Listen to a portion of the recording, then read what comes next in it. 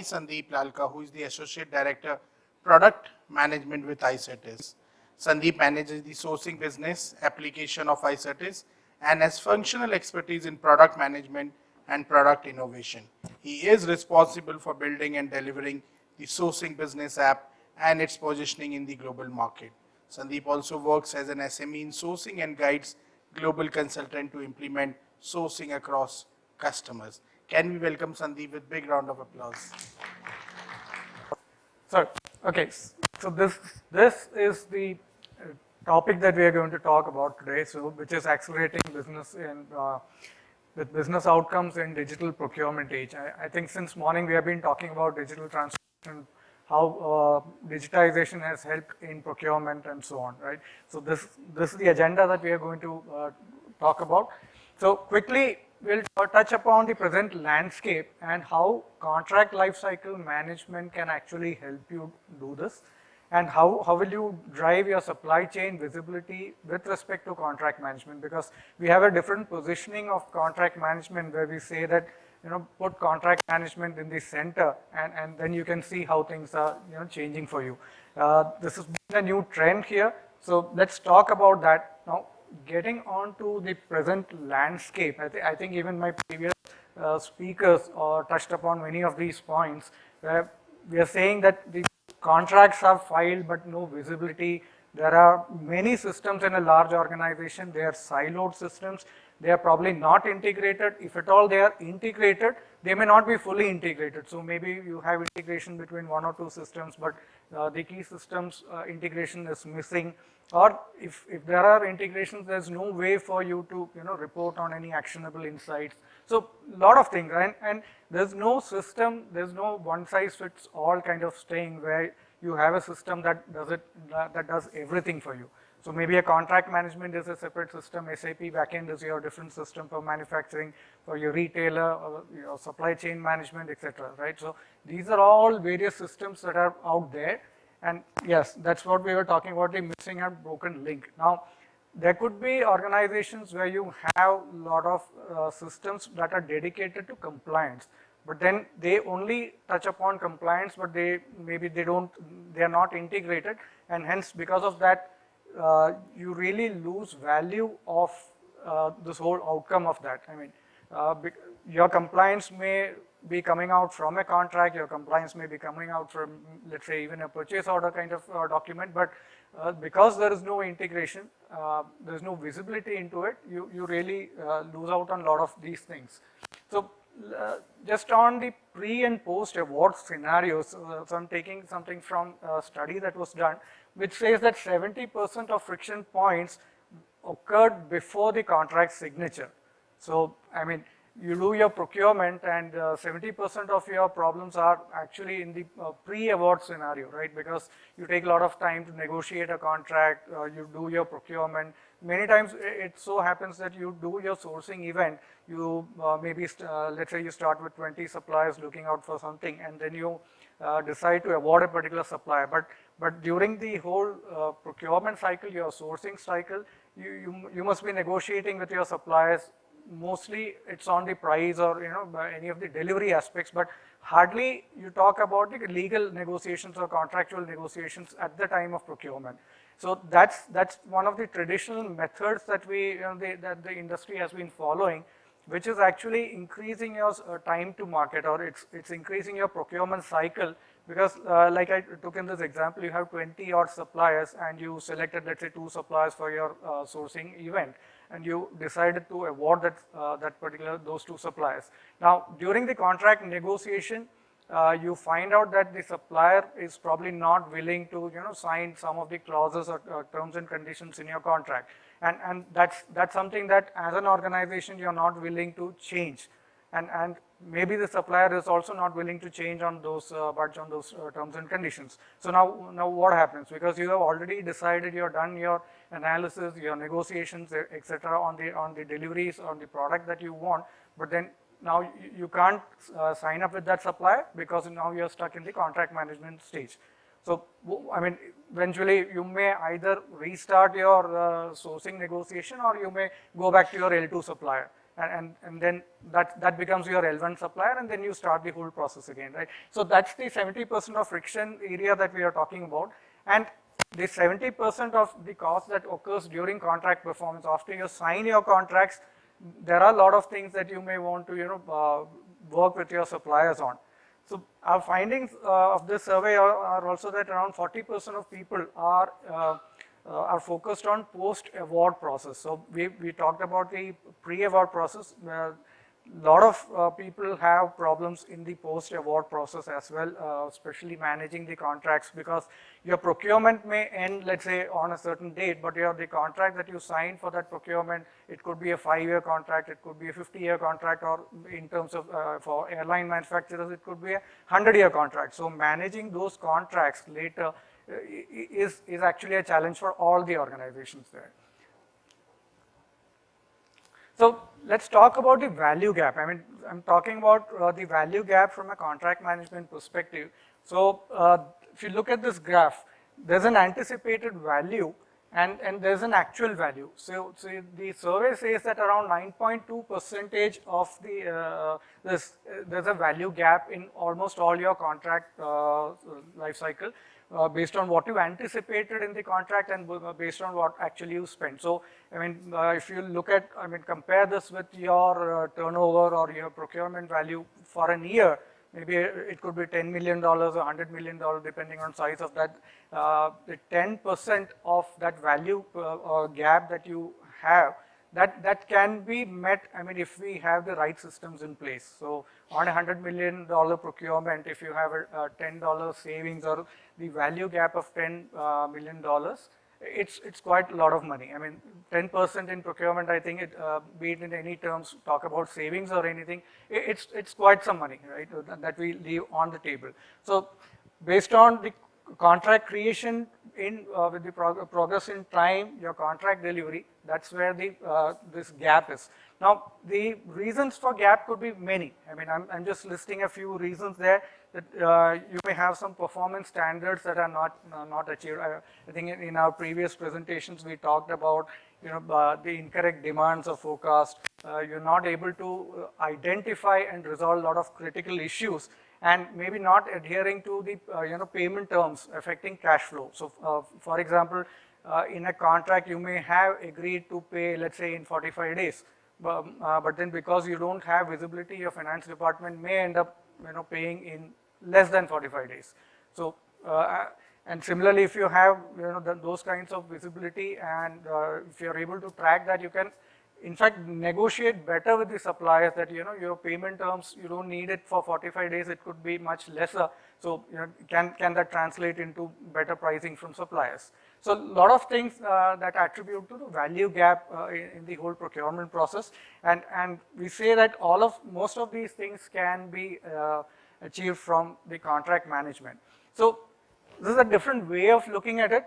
There are a lot of, these are 4 different pillars of systems that every organization has. Sorry, you're not able to see that. The first one is HCM, the human capital management, then the source to pay, legal, CRM, front office, and ERP. So these are 4 systems that are there in all the organizations. They may be integrated a little bit, but they may be separate. But if you look at it, if you come inside the circle, and if you come to the center of it, you can see that all of these systems, all of these departments or processes, they all have contracts, some form of contract or the other. They all sign a contract with their existing parties. So I think there was a question on contingent labor from the previous presentation, and the answer was that probably that contingent labor was hired for, let's say, 6 months, but he ended up working more than 6 months, and that happens because you did not have visibility into this. But if you put contract management in the center of all these solutions, and if this contingent labor guy's contract was managed in a centralized location, this problem could have been avoided, because with efficient reporting based on all the contracts and terms and conditions that are set out there, these solutions can actually flag off something that, right from maybe contracts expiring to somebody's service expiring, or your service agreements are not being met. with a lot of integrations around, all of these things can actually come out of this. We also talk about, in the source to pay, as an example, if you look at the obligation management. Like in the previous slide, I was talking about 70% of issues arising and the pre-award and post-award scenarios. In the post-award scenarios, obligations become really important for the procurement team or the company in general, because like I said, you did your sourcing event, you awarded a supplier, the procurement team is almost kind of out of it until the deliveries are made. But then now the contract is signed and the contract is now moved into the legal department. Now every change in the contract after the award, there may be amendments that happens on the contract, which essentially may be managed by your the legal or the finance team. But the obligations that arise out of any of your amendments is many times it goes unnoticed, because you changed something, now you have a new obligation. You may have identified your obligations at the time of contract execution, contract signature, but the amendments, if they introduce a new obligation, they may go unnoticed, right? So these are the kind of things that you can do moment you put contract management in the center of it. I mean, that's why we are saying this is the fifth system of record that the way we should look at it. Like we all know CRM, SCM, human capital, ERP, these are all systems known, but if you put the contract management system also and treat it as the fifth system integrated to all of these or most of these, the way you do business, the way you do reporting could be completely different. Now, talking about how do we do the CLM in procurement? I mean, all of your organization may have a CLM solution or the other. You must be doing all contract management. You must be digitizing a lot of contract management. But then, how does CLM in procurement and what does it help you do all of that, right? So we're talking about enhance, control, aid, and enforce. So you can enhance your speed of contracting. I mean, contract creation activity itself for many organizations may take a lot of time because of the kind of commodity that you're purchasing, the nuances of that product, and it may not be, or it could be a completely new product that you may not have procured in the past. So hence, drafting a contract that's relevant to that particular procurement, it might take you a lot of time. But then with a contract management kind of digitization of your contract, the contract management, in your library, if you have all of these things, then also with the AI that we have been discussing since morning, with AI kind of capabilities, we can have a system in place that, based on a certain category of procurement that you're doing, this system can actually ensure that if you're buying this category, then some of these terms and conditions or this language of this contract has to be very specific, and that's an organization approved or the legal team approved by the organization, and they mandate that this category contract has to contain some of these things. So that kind of speed you can get, and it actually helps the contract negotiation and also even the drafting of the contract. It helps you speeden up the entire thing. Now, if everything is digitized, I mean, all of us know it's an actionable insight that we have. I mean, it's only in the absence of digitization of anything, this becomes a challenge.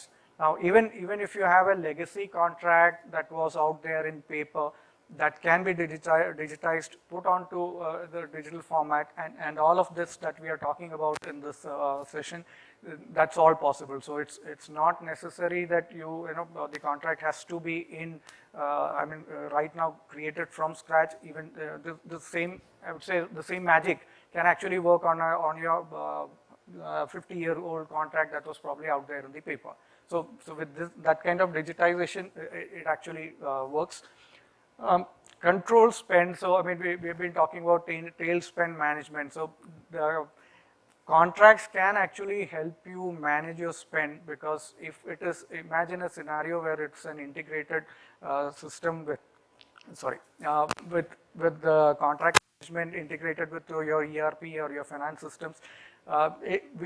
Whatever has been agreed on the contract vis-a-vis what has been, let's say, paid to a supplier, how has your spending been going on, that can come even from your contract management and PO integrated, that kind of report if you have. we can help you control, that kind of things also. Supplier evaluation, long-term suppliers, compliance and risk management. I mean, I already spoke about how would you identify your compliance or identify your obligations and risk in your procurement. So again, contract is one source that can actually give you the right information, because contract has got what is agreed and your other systems may have what is the actual. And the difference between that is your contract leakage or your deviations to any of these processes. So how do you embrace this contract intelligence, and how can it help you drive down cost and risk? That's what we've been talking about here. So this is on the optimization of contract portfolio to reduce cost. So some of the examples I already spoke about it.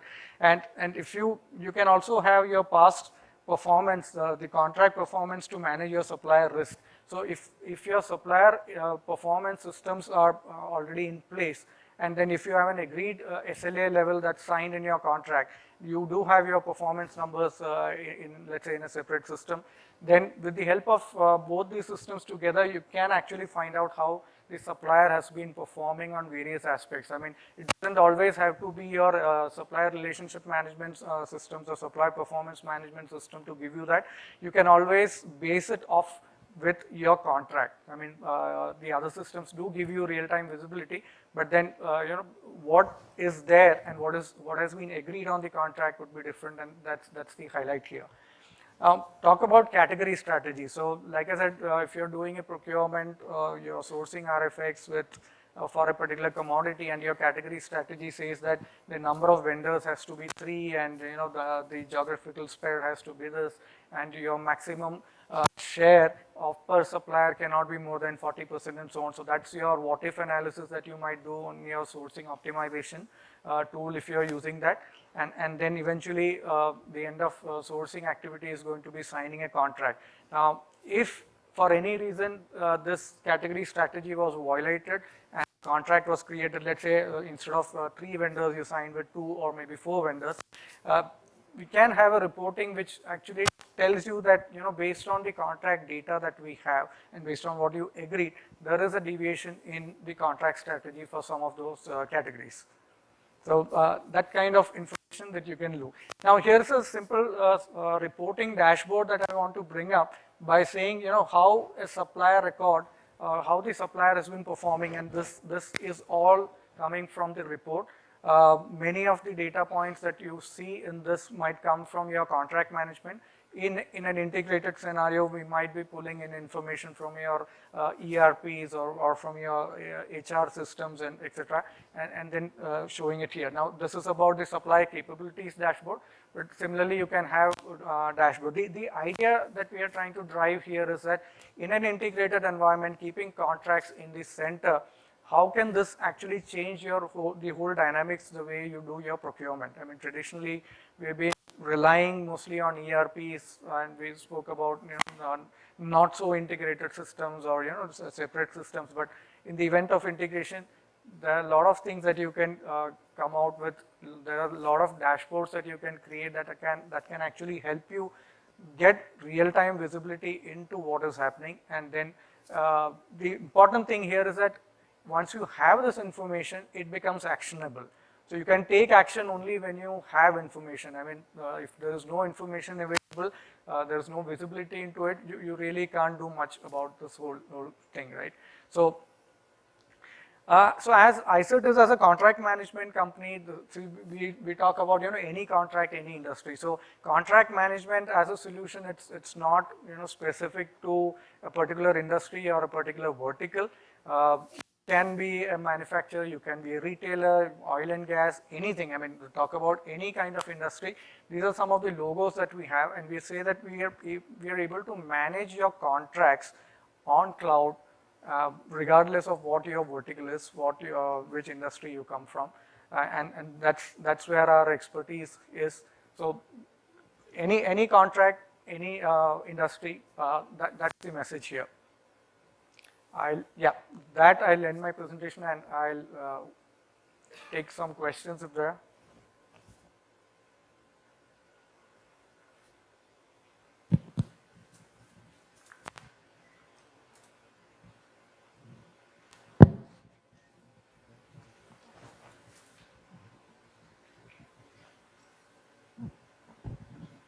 Yeah, good presentation, thanks. How do you derive this value gap of 9.2%? Is it based on industry specific or across the industry? Just give some more insights on how do you arrive at this. We had taken this information from a survey that was conducted, I think, in around 2020. So the survey company, they actually surveyed a lot of organizations, and that was their findings, that approximately on an average of 9.2% is the contract gap or the value gap that is perceived.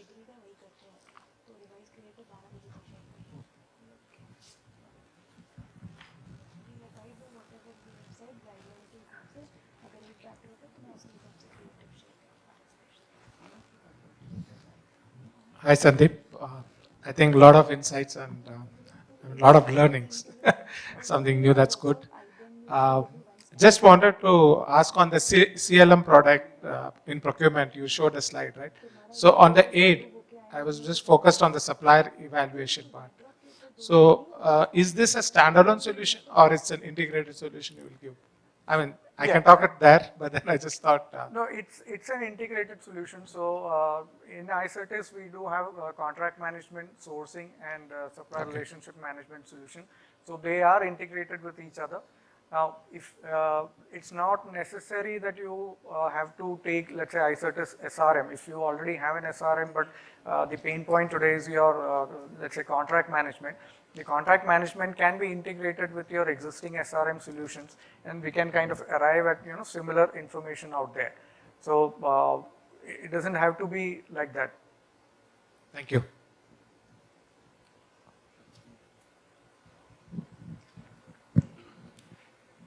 Hi, I think we have used Icertis very effectively with one of our customers. When it comes to end-to-end, process mapping and do's and don'ts, do you think that Icertis is some way to go there? When it's a specific, project that we are running, it's good. I mean, we have some part of the process where we go deep dive and figure out a way which is non-value added and value added. How are you changing your tool to make it more end-to-end? Is it something that you're doing now? Yes. So talking about end-to-end, there we do have some adapters out of the box that we support. So let's say integration with SAP or integration with Salesforce. So most commonly used and most relevant in the market, we do have tight integration with them already kind of built in. But apart from that, there is also an open layer of APIs that we have that we can expose based on these standard communication protocols with any of the applications that that support inbound or outbound APIs. Integrations can be there in place. So I mean, in theory, we can integrate with any system because of the open architecture that even Icertis follows, and most softwares today follow that kind of open architecture. So based on what systems you already have, and if you let's say implement Icertis, it can be easily integrated with that, and probably we can push information onto that system if that requires an input, or we can take information from that system, like let's say the DNB kind of system where you have supplier performance scores. Then we can fetch them into our system and then do any of those analytics. Hello. Okay. Last one. Yeah. A good presentation and a relevant topic. The question is, what is the single largest challenge you face as a company while implementing such type of systems? The single largest challenge, I think, is one of the adoption, because of the different systems that, let's say, the company already had in the past and their disparate systems. During implementation, the challenge is to bring some of their data already onto it. Like I said, there could be some contracts that were, let's say, created, not necessarily contract, but anything that was created in a digital format a few years back, and there could be any, let's say, some existing valid contracts on a paper.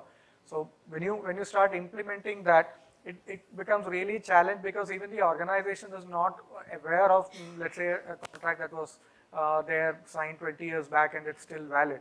So bringing all those into that and then doing the change management for the customer. I mean, because now they have been used to doing things in a certain way, and with this contract management or this kind of tightly integrated scenarios, there are a lot of challenges, especially on the change management side that we have handled, we have gone through. So reluctancy to change many times becomes a problem, or unavailability of data as well. Thank you. Thank you.